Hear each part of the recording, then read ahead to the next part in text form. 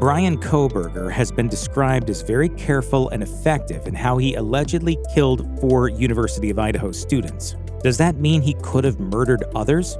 Our expert has some thoughts.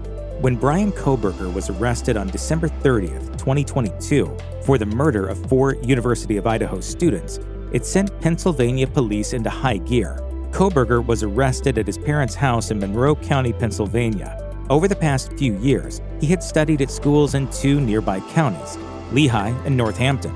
Now, law enforcement in those 2 counties are looking at their cold case files to see if Kohberger might have committed any crimes in their jurisdictions. In a Grunge exclusive interview, former federal prosecutor Nima Rahmani, president of the Los Angeles-based West Coast Trial Lawyers, explained, "They want to look into all these cold cases because of how carefully and brutally effective he was in murdering the college students, to see if any DNA matches those scenes of cold cases elsewhere." Kohberger had no criminal record before his arrest, but there's good reason to believe he may have committed other crimes. Former FBI agent Jennifer Koffendorfer mentioned in a Newsweek article that it would be rare for a first-time offender to commit a quadruple homicide. Therefore, it's not outside the realm of reason that this may not have been the first time Kohberger has killed someone. Nima Rahmani agrees. He said it appeared that Kohberger knew more than most killers, possibly because of his studies of criminal justice. Rahmani told Grunge, "Most murderers don't have the wherewithal or knowledge to turn off their phones, for instance. Whereas cell data shows Kohberger's phone was near the site of the murders later that morning, it was untraceable during the time the murders took place."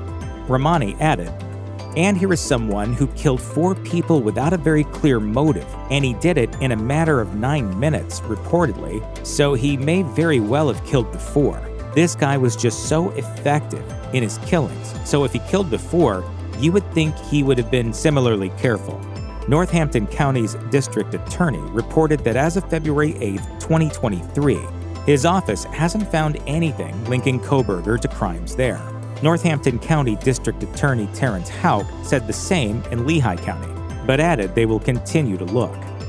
Joseph Jacalone, a former NYPD sergeant experienced with cold cases, says law enforcement should also be looking at crimes committed along the route Kohberger drove between his Washington state apartment and his parents' Pennsylvania home.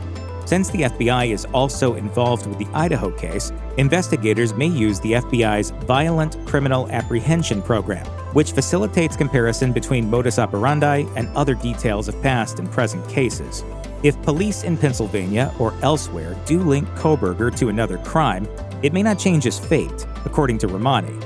He told Grunge, "Even if they end up charging him with a Pennsylvania killing, that's great for the victim's family, but I imagine prosecutors are going to seek the death penalty in Idaho, so practically speaking, unless Kohberger is acquitted, it's not going to do much but give closure to the families." Bryan Kohberger had displayed behavioral problems while working as a teaching assistant in his PhD program at Washington State University. As The Independent quotes, Kohberger was rude to women and exhibited a sexist attitude towards women. On News Nation, criminologist Scott Bond points out that Kohberger was released from his position during its first semester, indicating some quick and severe escalation in reasons behind his dismissal. Bond then speculated further, saying, "He reached a tipping point where he simply couldn't take it anymore, and he had to act out on his fantasy of killing." The Independent describes Kohberger meeting with one of his professors, Professor John Snyder, for his dismissal to attempt to curb his feisty and belligerent behavior, but to no effect.